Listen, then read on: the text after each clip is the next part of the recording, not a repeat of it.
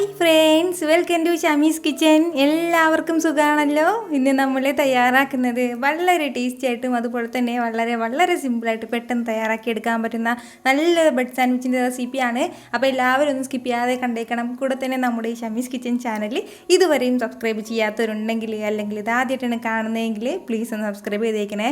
ആ തൊട്ടടുത്ത് കാണുന്ന ബെല്ലൈക്കനിൽ ഓൾ കൂടി ഒന്ന് മറക്കാതെ പ്രസ് ചെയ്തേക്കണം.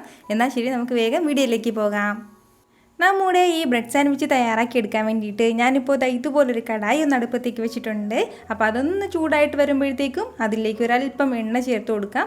ഈ ഒരു അളവിൽ ഒരു 2 ടേബിൾ സ്പൂൺ അളവിൽ എണ്ണ ചേർത്ത് കൊടുത്തിട്ടുണ്ട്. എണ്ണ ഒന്ന് ചൂടായി വരുമ്പോഴത്തേക്കും പിന്നെ നമുക്കിതിലേക്ക് വേണ്ടതാണ് ഇതുപോലെ ഒരു 200 ഗ്രാം അളവിൽ ചിക്കൻ എടുത്തിട്ടുണ്ട്. എരില്ലാത്ത ചിക്കൻ നോക്കി എടുത്തിട്ട് കുക്കറിലിട്ട് നന്നായിട്ടൊന്ന് വേവിച്ചെടുത്തതാണ്. അപ്പോൾ ഒരല്പം ഉപ്പും കൂടി ചേർത്തിട്ട് വേണം വേവിച്ചെടുക്കാനായിട്ട്. അതിനുശേഷം മിക്സിയുടെ ചെറിയ ജാറിലേക്കൊന്ന് മാറ്റിയിട്ട് നല്ലതുപോലെ ചെറുതായിട്ടൊന്ന് ക്രഷ് ചെയ്തെടുക്കാം. അല്ലാന്നുണ്ടെങ്കിൽ കൈ വെച്ചിട്ട് ചെറിയ ചെറിയ കുട്ടി കുട്ടി പീസായിട്ട് ഇങ്ങനെ ഒന്ന് ഷ്രെഡ് ചെയ്തെടുത്താലും കുഴപ്പമൊന്നുമില്ല. ഇനി നമുക്ക് വേണ്ട എന്താണെന്ന് വെച്ചാൽ ഇതൊരു മീഡിയം ഫ്ലെയിമിൽ വെച്ചിട്ട് നല്ലതുപോലെ ഇതൊന്ന് വഴറ്റി കൊടുക്കണം. അതായത് ഇതിൻ്റെ കളർ മാറിയിട്ട് ലൈറ്റായിട്ടൊരു ഗോൾഡൻ കളറിൽ വരണം. അതുവരെ നമ്മൾ ചെറിയ രീതിയിൽ ഒന്ന് വഴറ്റി കൊടുക്കണം. എന്നുവെച്ചാൽ ചെറുതായിട്ട് ഇങ്ങനെ റോസ്റ്റായി കിട്ടണം. അതിന് വേണ്ടിയിട്ടാണ്. ഈ സമയം നമുക്കിതിലേക്ക് ഒരല്പം ഇഞ്ചി വെളുത്തുള്ളി പേസ്റ്റും കൂടി ചേർത്ത് കൊടുക്കണം. ഞാനിപ്പോൾ ഇതുപോലെ ഒരു 1/2 ടീസ്പൂൺ അളവിൽ ഇഞ്ചി വെളുത്തുള്ളി പേസ്റ്റ് എടുത്തിട്ടുണ്ട്. അപ്പോൾ അതും കൂടി ചേർത്ത് കൊടുത്തതിന് ശേഷം നല്ല രീതിയിൽ നമുക്ക് ഒന്ന് വഴറ്റി കൊടുക്കാം. ഫ്ലെയിം ഏകദേശം മീഡിയത്തിൽ നിന്ന് ഹൈ ഫ്ലെയിമിന് ഇടയ്ക്ക് വെച്ചിരുന്നാൽ മതിയാവും. പെട്ടെന്ന് തന്നെ വഴറ്റിയെടുക്കാവുന്നേ ഉള്ളൂ. ഒരു 2 മിനിറ്റ് മാത്രം നമ്മൾ ഇതുപോലെ ഒന്ന് ടോസ്റ്റ് ചെയ്ത് കൊടുത്താൽ മതിയാവും. നമ്മുടെ ഈ ചിക്കനിലുള്ള വെള്ളമൊക്കെ ഒന്ന് മാറിയിട്ട് ഇതുപോലെ ചെറുതായിട്ടൊന്ന് ഡ്രൈ ആയി തുടങ്ങിയിട്ടുണ്ട്. അപ്പോൾ ഈ സമയം ഇനി നമുക്കിതിലേക്ക് ചേർത്ത് കൊടുക്കേണ്ടതാണ്. ഞാനിപ്പോൾ കുറച്ച് ചില്ലി ഫ്ലേക്സ് എടുത്തിട്ടുണ്ട്. ഏകദേശം 1 ടീസ്പൂൺ അളവിലുണ്ടാവും. അപ്പോൾ അതുകൂടി നമുക്കിതിലേക്ക് ചേർത്ത് കൊടുക്കാം. അതുപോലെ തന്നെ പിന്നെ നമുക്കിതിലേക്ക് വേണ്ടതാണ് ഒരു 1/2 ടീസ്പൂൺ അളവിൽ കുരുമുളക് പൊടിച്ചതും കൂടി. ഇത് ഇത്രയും ചേർത്ത് കൊടുത്തിട്ട് വീണ്ടും നമുക്ക് നന്നായിട്ടൊന്ന് മിക്സ് ചെയ്ത് കൊടുക്കണം. ഇതുപോലെ നമുക്ക് എത്രത്തോളം ക്വാണ്ടിറ്റിയിൽ വേണോ അതിനനുസരിച്ചിട്ട് നമുക്കത് ചെയ്തെടുക്കാവുന്നേ ഉള്ളൂ. അപ്പോൾ ഇതുപോലെ ചെറിയ രീതിയിൽ ഒന്ന് മിക്സ് ചെയ്തെടുത്ത് കൊടുത്തു കഴിഞ്ഞാൽ പിന്നെ ഇനി നമുക്കിതിലേക്ക് ചേർത്ത് കൊടുക്കേണ്ടതാണ്. ഞാനിപ്പോൾ ഇതുപോലെ അത്യാവശ്യം വലിയ ഒരു സവാള എടുത്തിട്ടുണ്ട്. എന്നിട്ട് ഇതുപോലെ ചെറുതായിട്ടൊന്ന് അരിഞ്ഞെടുത്തിരിക്കുകയാണ്. ആ സവാളയും കൂടി ചേർത്ത് കൊടുക്കാം. അതുപോലെ തന്നെ പിന്നെ ഇനി നമുക്കിതിലേക്ക് വേണ്ടതാണ് ഒരു ക്യാപ്സിക്കം കൂടി. അത്യാവശ്യം മീഡിയം സൈസിലുള്ള ഒരു ക്യാപ്സിക്കം തന്നെ എടുത്തിട്ടുണ്ട്. നമുക്ക് ഇഷ്ടമുള്ള കളറൊക്കെ ചേർത്ത് കൊടുക്കാം കേട്ടോ. അപ്പോൾ ഞാനിപ്പോൾ പച്ച മാത്രമേ എടുത്തിട്ടുള്ളൂ. ചുവപ്പും മഞ്ഞയും ഒക്കെ ചേർത്ത് കൊടുക്കാവുന്നേ ഉള്ളൂ. അതൊക്കെ ചേർത്ത് കൊടുത്തിട്ട് ഇതുപോലെ ഒന്ന് മിക്സ് ചെയ്ത് കൊടുക്കണം. അതായത് ഒരുപാട് സമയത്ത് മിക്സ് ചെയ്യാൻ പാടില്ല. നമ്മുടെ സവാള ഒന്ന് നല്ല രീതിയിൽ വെന്ത് പോകാൻ പാടില്ല. ഇങ്ങനെ ഒന്ന് ലൈറ്റായിട്ടൊന്ന് മിക്സ് ചെയ്ത് കൊടുത്താൽ മാത്രം മതിയാവും. അപ്പോൾ നമ്മുടെ ചിക്കന് മാത്രം ആവശ്യമായിട്ടുള്ള ഉപ്പാണ് നമ്മൾ ഈ സമയം ചേർത്ത് കൊടുത്തിട്ടുണ്ടായിരുന്നു ചിക്കൻ വേവിക്കുന്ന സമയത്ത്. ഇനി നമ്മുടെ സവാളയ്ക്കും അതുപോലെ തന്നെ നമ്മുടെ ക്യാപ്സിക്കത്തിനും ആവശ്യമായിട്ടുള്ള ഒരല്പം ഉപ്പും കൂടി ചേർത്ത് കൊടുക്കാം. ലൈറ്റായിട്ട് ഒരല്പം ഉപ്പ് മാത്രം ചേർത്ത് കൊടുത്താൽ മതിയാവും. ഉപ്പും ചേർത്ത് കൊടുത്തതിന് ശേഷം നന്നായിട്ട് ഇതൊന്ന് മിക്സ് ചെയ്യണം. ഇതുപോലെ നല്ല രീതിയിലൊന്ന് മിക്സ് ചെയ്ത് കൊടുത്തതിന് ശേഷം പിന്നെ ഇനി നമുക്ക് ഫ്ലെയിം ഓഫ് ചെയ്യാം. അപ്പോൾ ഞാൻ ഫ്ലെയിം ഓഫ് ചെയ്യുകയാണ്. ഇനി നമുക്ക് ഇതിൻ്റെ ആവശ്യമില്ല. കാരണം ഇനി നമ്മളിട്ട് വഴറ്റുകയാണെന്നുണ്ടെങ്കിൽ നമ്മുടെ സവാളയൊക്കെ നന്നായിട്ട് വെന്തുടഞ്ഞു പോകും. അതിൻ്റെ പേരിലാണ്. ഇനി നമുക്ക് ഇതിലേക്ക് വേണ്ടത് കുറച്ച് മയോനൈസും കൂടിയാണ്. ഇതുപോലെ ഒരു 1/2 കപ്പ് അളവിൽ ഞാനിപ്പോൾ മയോനൈസ് എടുത്തിട്ടുണ്ട്. അപ്പോൾ എഗ് മയോനൈസും എഗ്ലെസ് മയോനൈസും വീട്ടിൽ 1 മിനിറ്റ് കൊണ്ട് തന്നെ തയ്യാറാക്കുന്ന റെസിപ്പിയും അപ്ലോഡ് ചെയ്തിട്ടുണ്ടായിരുന്നു. ഒരുപാട് പേര് തയ്യാറാക്കി നോക്കിയിട്ട് വളരെ നല്ല അഭിപ്രായം വരുന്ന റെസിപ്പിയാണ് കേട്ടോ. അപ്പോൾ നിങ്ങൾ വീട്ടിലൊക്കെ തയ്യാറാക്കി നോക്കിയിട്ട് മയോനൈസ് ചെയ്ത് നോക്കിയിട്ട് ശരിയായിട്ടില്ല എന്നുണ്ടെങ്കിൽ ഉറപ്പായിട്ട് നിങ്ങൾക്ക് ട്രൈ ചെയ്ത് നോക്കാവുന്നതേ ഉള്ളൂ. അപ്പോൾ അതിൻ്റെ ലിങ്ക് വന്നിട്ട് ഞാൻ പിണ്ട് കമൻറ്റായിട്ട് കൊടുത്തിരിക്കാം.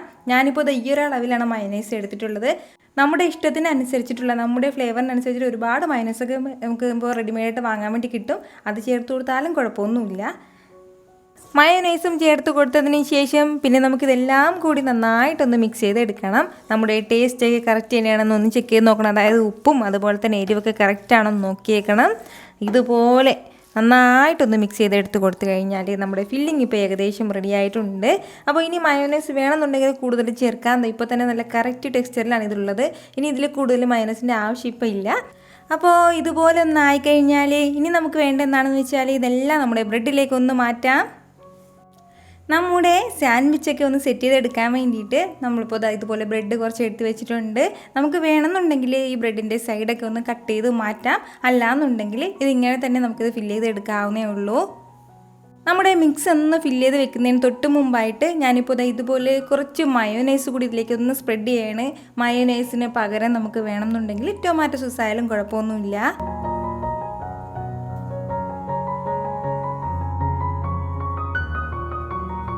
മയോനൈസ് എല്ലാം ഇതുപോലെ ഒന്ന് വെച്ച് കൊടുത്തു കഴിഞ്ഞാൽ പിന്നെ ഇനി നമുക്ക് എത്രത്തോളം ഫില്ലിങ് വേണോ അതുകൂടി വെച്ച് കൊടുക്കാം.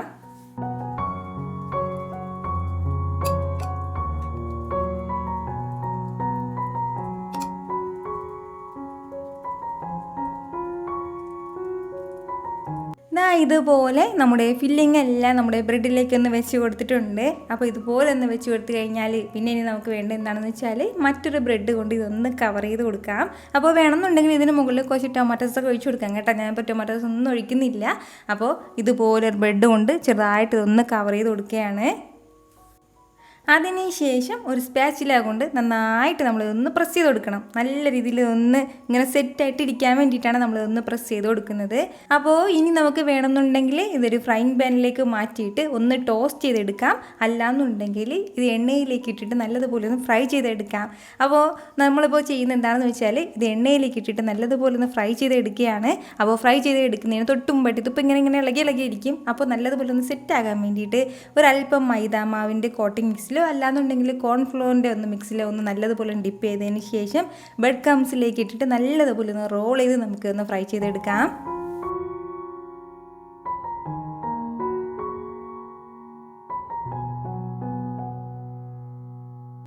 എണ്ണ നല്ലതുപോലെ ഒന്ന് ചൂടായി കഴിഞ്ഞതിന് ശേഷം നമുക്കിത് ഓരോന്നായിട്ട് ഇട്ട് കൊടുത്തിട്ട് നല്ലതുപോലെ ഒന്ന് ഫ്രൈ ചെയ്തെടുക്കാവുന്നേ ഉള്ളൂ.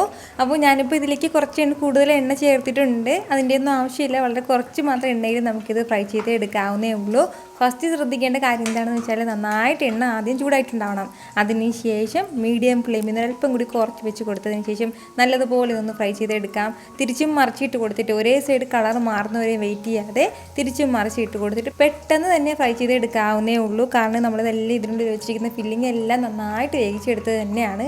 അപ്പോൾ ഞാൻ പറഞ്ഞതുപോലെ ഇത് ഇങ്ങനെ തന്നെ ഫ്രൈ ചെയ്തെടുക്കണം എന്നുള്ള ആവശ്യമൊന്നുമില്ല. നമുക്കൊരു ഫ്രൈങ് പാനിലേക്ക് ഒരു അല്പം ബട്ടർ ഒന്ന് പുരട്ടി കൊടുത്തതിന് ശേഷം ഇതിട്ട് ചെറുതായിട്ടൊന്ന് ടോസ്റ്റ് ചെയ്തെടുത്താലും മതിയാവും. എങ്ങനെയാണെന്നുണ്ടെങ്കിലും ഒരേ ടേസ്റ്റ് തന്നെയാണ്. അപ്പോൾ ഉറപ്പായിട്ട് നിങ്ങൾ എല്ലാവരും ഒന്ന് തയ്യാറാക്കി നോക്കണം. വളരെ വളരെ ടേസ്റ്റി ആയിട്ടുള്ള നല്ലൊരു ചിക്കൻ ബ്രെഡ് സാൻഡ്വിച്ചാണ്. നിങ്ങൾക്ക് എല്ലാവർക്കും നന്നായിട്ട് ഇഷ്ടമാവും. അപ്പോൾ ട്രൈ ചെയ്ത് നോക്കിയതിന് ശേഷം നിങ്ങളുടെ ഫീഡ്ബാക്ക് മറക്കാതെ ഒന്ന് അറിയിക്കണം. നിങ്ങളുടെ ഫീഡ്ബാക്ക് കാണുമ്പോഴായിരിക്കും അത് മറ്റുള്ളവർക്കും തയ്യാറാക്കി നോക്കണം എന്നുള്ളൊരു പ്രചോദനം ഉണ്ടാകുന്നത്. അപ്പോൾ ഈ വീഡിയോ ഇഷ്ടമായാൽ എല്ലാവരും ഇതൊന്ന് ലൈക്ക് ചെയ്യാനും കൂടെ തന്നെ നിങ്ങളുടെ ഫ്രണ്ട്സിനും ഫാമിലിക്കും എല്ലാവർക്കും ഇതൊന്ന് ഷെയർ ചെയ്ത് കൊടുക്കാനും മറക്കരുത്. വീണ്ടും നല്ലൊരു ഷെയർ വീഡിയോ ആയിട്ട് ഞാൻ വരുന്നതായിരിക്കും. അതുവരേക്കും എല്ലാവരും ഹാപ്പി ആയിട്ടിരിക്കുക, സന്തോഷമായിട്ടിരിക്കുക, എല്ലാവരും സേഫ് ആയിട്ടിരിക്കണം. Take care friends.